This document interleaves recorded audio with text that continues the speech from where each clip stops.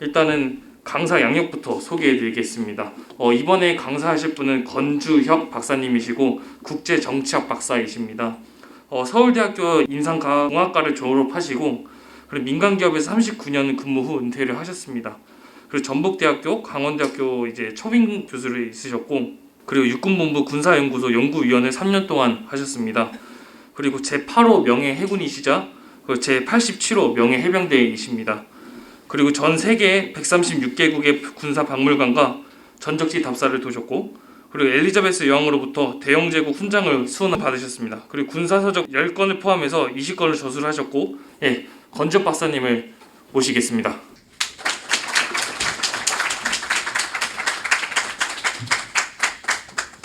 감사합니다. 지금 소개받은 권주혁입니다. 제가 이거 마스크 좀 벗어도 되겠습니까? 네. 저를 소개해 주셨는데 제가 39년을 민간 기업에서 일했습니다. 근데 민간 기업에서 군대와 관련 없는 민간 기업에서 일하면서 무슨 전쟁책을 그렇게 많이 쓰고 전 세계 136나라 답사했느냐 아마 의아하게 생각하는 분들이 있을 거예요. 근데 제가 여기 와 보니까 전투기, 폭격기, 수송기, 그다음에 항공모함까지 각종 그 무기의 모형들이 있더라고요.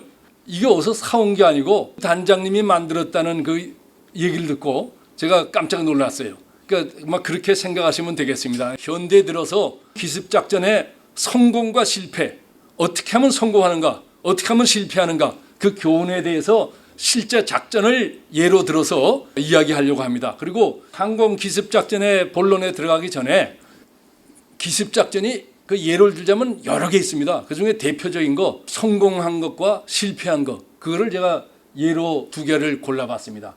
하나는 여러분들 잘 아실 겁니다. 유명한 엔테베 작전. 그 두 번째 거는 뮌헨 작전. 뮌헨 작전하기보다 뮌헨 학살 사건이라 그러죠. 그거를 지금 얘기를 하려고 합니다. 여기 이 사진은 이스라엘 특공대가 C-130 허큘리스 수송기에서 내리는 장면입니다. 이것이 엔테베 공항에 붙잡힌 인질들을 구출하기 위해서 이스라엘 특공대가 지금 훈련을 받는 장면입니다. 비행기 몸체에 그 이스라엘 국기가 보입니다. 이거는 뮌헨 거는 그 1972년 제20회 올림픽 경기 때 이스라엘이 선수단 27명을 그 올림픽 경기에 보냈습니다. 그런데 검은 구월단이라고 혹시 여러분들 들어보셨습니까? 지금은 검은 구월단이라는 단체가 없어졌어요.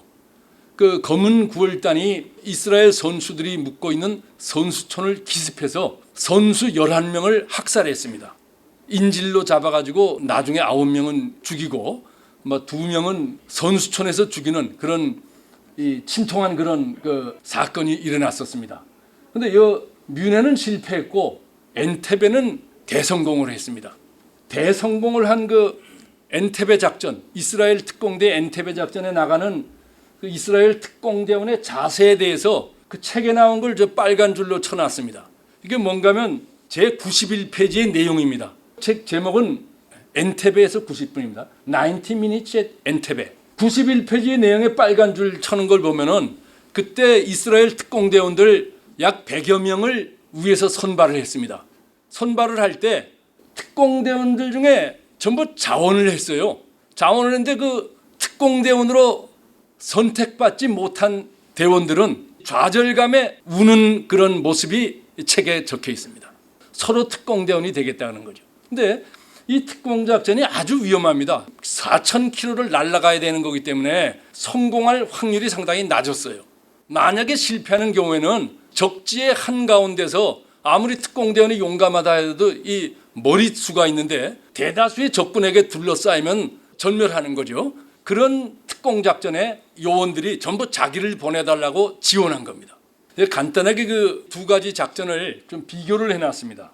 독일에서 일어난 거는 72년 9월 5일 날, 그 다음에 4년 후인 76년 7월 4일 날은 엔테베에서 작전을 벌였는데 이게 다 인질 사건입니다. 그러니까 테러범들이 인질을 붙잡고서 뭐 말도 안 되는 요구를 하는 거죠. 그래서 이 뮌헨의 경우에는 9월 5일 날 PLO 산하에, 그러니까 팔레스타인 해방기구 산하에 검은 구월단이 주도가 됐고, 그 다음에 엔테베 작전은 같은 피에로 산하의 폭력 단체인 팔레스타인 인민해방 전선, 맹 테러 단체입니다. 그 사람들이 이제 이 주도를 해서 인질들을 잡았습니다. 뮌헨의 경우에는 올림픽 선수들 인질로 잡고 엔테베의 경우에는 여객기 승객 257명을 인질로 잡은 겁니다. 그래서 그 자기들의 요구 조건을 내건 거죠. 그런데 여기에 대응하는 게 독일에서는 경찰 특공대가 대응을 했어요. 이스라엘에서는 육군 대테러 부대인 사이렛 메트칼, 유명하죠. 사이렛 메트칼 그 특공대가 테러범들을 진압하는 데 동원이 됐고, 그런데 결과를 보면은 독일에서는 인질 11명이 전부 사망해 버렸어요. 그리고 엔테베에서는 인질 106명 중에 4명이 사망하고 102명을 구출했습니다. 독일은 왜 그러면 저렇게 실패를 하느냐? 이 독일은 바로 자기들 마당에서 인질 사건이 일어났기 때문에 제압하기가 훨씬 좋았죠. 이스라엘 경우에는 4,000km 떨어진 곳에서 인질 사건이 일어났습니다. 우리가 인질들을 끌고 왔으면은 아마 이스라엘에서 지들이 뭐 날고 기고해도 도리가 없이 우리가 요구하는 조건을 수락할 거다. 그런 믿음에서 이런 그 인질극을 벌린 거죠. 뮌헨 인질극부터 간단하게 말하면은 선수단을 붙잡고 있는 방에 지붕으로부터 내려갔습니다. 근데 그게 텔레비로 방영이 중계 방송이 돼 버렸어요. 그러니까 나치범들도 텔레비로 다 보고 있으니까 그 전화를 한 거죠. 늘 경찰들 시켜서 우리 공격하면 인질들 다 죽이겠다. 빨리 경찰들 철수시켜라. 그러니까 독일 경찰에서 그 독일 경찰 특공대를 철수시켜 버렸죠. 그러고 나서는 얘기를 합니다. 이 사람들이 납치범들이 뭐를 주장하냐면은 지금 이스라엘 정부랑 독일에서 억류하고 있는 우리 팔레스타인 동료들 236명을 전부 석방시켜라. 236명 석방 안 시키면 인질들 1시간에 1명씩 죽이겠다 그랬어요. 그래서 이 독일 내무부 장관이랑 선수촌장이 납치범들을 만나서 사정을 합니다. 제발 그 죄 없는 선수들은 풀어주고 내가 장관이니까 나랑 선수촌장이 대신 인질이 될 테니까 좀 풀어달라. 그래도 이 납치범들이 승낙을 안 했어요. 너희들은 필요 없다. 우리는 목표는 이스라엘 유대인들을 인질로 잡는 게 목적이지 뭐 다른 외국인들은 필요 없다 그랬어요. 납치범들이 요구를 합니다. 그리고 우리가 카이로에 갈 테니까 글로 이스라엘에서 잡고 있는 234명 그걸 전부 카이로로 보내라. 아까 236명 중에 2명은 독일에 붙잡혀 있는 거고, 그러니까 이스라엘에 붙잡혀 있는 팔레스타인 동료들 234명을 카이로로 보내고 우리도 카이로로 가서 거기서 인질들 다 맞교환하자. 우리는 234명 찾아오고 우리가 지금 붙잡고 있는 이스라엘 선수단 9명을 그때 석방하겠다. 이렇게 돼서 독일 정부에서 비행기를 마련해 줍니다. 그 비행기 마련해 주면서도 독일 정부에서도 나름대로 테러범들을 제압하려고 작전을 쓴 거죠. 공군 기지에, 그 뮌헨의 근처에 있습니다. 거기에 비행기를 마련해주고 납치범들을 글로 데려갑니다. 인질들이랑. 근데 독일 정부에서 이 파악을 잘못해가지고 아까 그 뭐 텔레비로 방영되는 걸 그 모르고서 저 경찰 특공대 투입시킨 것처럼 납치범들 숫자를 파악을 못했어요. 그냥 이것저것 나름대로 파악을 했는데 납치범 숫자가 4명 아니면 5명으로 생각을 했는데 막상 선수촌에서 나와가지고 납치범들이 버스를 요구했으니까 버스 태워가지고 헬리콥터로 가는데 보니까 8명이 나오는 거예요. 맨 처음엔 5명으로 생각하고 그 나오면 죽이자 그래가지고 그 건물 위에서 경찰 저격수 5명이, 그러니까 납치범 5명이니까 1명씩 맡아서 4사람은 5명의 되겠다 싶고 5명의 저격수를 배치를 했어요. 근데 이것도 좀 바른 방법은 아닌 게 이게 아무리 총을 잘 쏴도 또 빗나갈 수 있거든요. 그러니까 5명이 납치범들이 나오면 여기서 한 10명 정도 저격수를 해놔야 납치범 1명에 2명이 사격해야 1명이 실수해도 확실하게 맞힐 수 있지 않습니까? 그런데 막상 나오는 거 보니까 8명에 그러면은 한 16명의 저격수를 준비해놔야 되는데 독일에서는 이 저격수 5명밖에 준비를 안 한 거예요.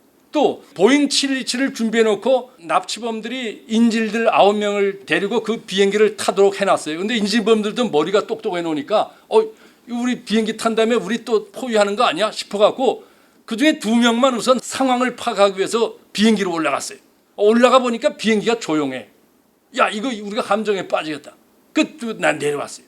왜 비행기가 조용했냐면 비행기 타면은 누가 맞아줄 줄 알고 그랬는데 자리는 여기 앉으시오 뭐 이렇게 말해줄 줄 알았는데 아무도 없어요. 순식간에 납치범 2명이 야 이게 우리가 함정에 빠졌구나 해갖고 쫓아내려갔어요. 근데 왜 아무도 없었냐면 그때 경찰 특공대 13명을 거기 준비시켜놨어요. 그 비행기 속에 의자 뒤에 숨어서 납치범들이 인질들 데리고 타면 납치범들만 골라서 사격하게 하려고 13명을 은밀하게 숨도록 해놨는데 13명이 서로 그 얘기를 합니다. 야 이거 되게 위험한 작전인데 난 여기서 빠지고 싶어. 그러니까 야 그러면 우리 투표로 하자. 투표니까 13명이 전부 이 작전이 위험하다고 작전에 참가 안 하겠대. 인질들이랑 그 납치범들이 그 비행기 오르기 20분 전에 13명의 경찰 특공대가 모조리 다 비행기에서 도망가 버렸어요. 이건 뭐 남의 일이 아니에요. 우리도 뭐 몇 달 전에 뭐 여수 파출소에서 보니까 어떤 친구가 뭐 밤에 화살총 갖고 쏘니까 경찰 7명이 뭐 책상 밑에 들어가 갖고 10분 동안 숨어 있었다 그러잖아요. 남의 일 같지만 우리도 참 교훈으로 받아야 되는 내용입니다. 그러니까 독일이 실패한 거는 동독 서독 통합되기 전이기 때문에 그때는 서독이었어요. 근데 이 경찰들의 자세가 뭡니까? 이 직업 의식이 없는 거죠. 직업 의식도 없고 또 비겁하고. 그러니까 그 2명이 얼른 그 비행기에서 내려서 헬리콥터로 가는데 이 저격병들이 사격을 했어요. 사격을 했는데 이게 또 잘 맞지가 않았고 한 명만 맞아 죽었어요. 그러니까 이 납치범들이 야 이놈들이 우리 죽이려고 하는 거야. 그 갖고 있던 소총으로 응사 사격을 1시간 20분 동안 서로 총격을 가했어요. 그 독일이 당시에 얼마나 어리숙했냐면 납치범들이 AK-47 소총 8정을 화물백에 집어여서 보냈는데 공항 직원이 확인도 안 했어요. 그 정도로 이 당시에는 독일뿐만 아니고 전 세계가 이 보안 검색이라는 게 상당히 그쪽에 감각이 없었어요. 그러니까 2001년도에 9.11 엄청난 대형 테러 사건이죠. 그 이후에 지금 각 공항마다 그 뭐 검색대 만들어 놓고 조사하지 옛날엔 그 조사를 안 했거든요. 그러니까 이제 이 테러범들이 그런 걸 노린 거죠. 그래서 자관의 총격전 끝에 서로 그 독일 경찰들이랑 납치범들 사이에 총을 쏘는 바람에 그때 그만 아무 죄 없는 이스라엘 선수단 9명이 다 거기서다 헬리콥터 속에서 죽은 거죠.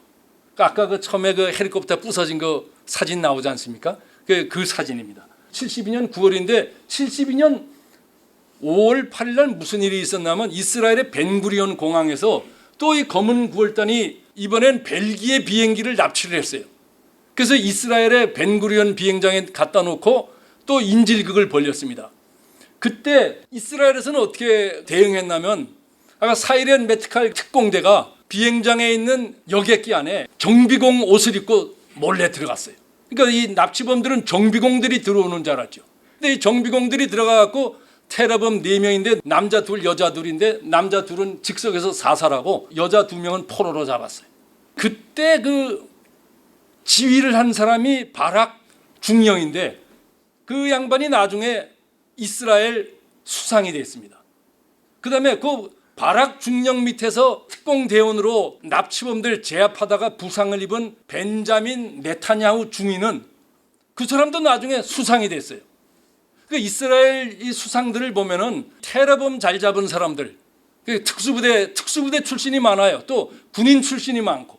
그 우리가 이스라엘을 볼 때 이스라엘은 문의 나라거든요. 노벨상 보면 이스라엘 사람들이 엄청나게 많이 받아가지 않습니까? 전 세계 노벨상 제일 많이 받는 게 유대인들인데 또 뭐 음악가 많고 미술가 많고 또 과학자 많고. 그래서 생각할 때 이스라엘 유대인들은 뭐 전쟁이랑은 뭐 이런 게 관심이 없겠다 생각하는데 사실 이스라엘인들이 이 상무 정신이 엄청나게 강합니다. 그러다 보니까 그렇게 역대 이스라엘 수상을 한 사람들 중에서는 군부대 출신이 많고 특수부대 출신이 많습니다.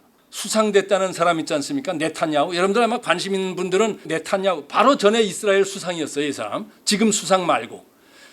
그 양반의 친형이 나중에 엔테베 작전에 참여해서 유일하게 전사를 하는 이스라엘 군인이 됩니다. 그건 뭐 나중에 얘기하겠고요. 하여튼 간에 뮌헨에서는 이 독일 정부에서 너무 그 테러범들에 대해서 제대로 된 준비를 안 하고 엉성하게 대응한 거죠. 엉성하게 대응해가지고 저렇게 많은 인연을 죄 없는 사람들을 죽이는 그런 학살 사건을 방조하고 또 엔테베 작전에서는 반대로 이스라엘 특공대들이 대성공을 하는 그런 사례를 만들어냅니다. 엔탭에 대해서는 제가 한 휴식 시간 한 5분 한 다음에 더 얘기한다면 그 다음에 여러분들한테 그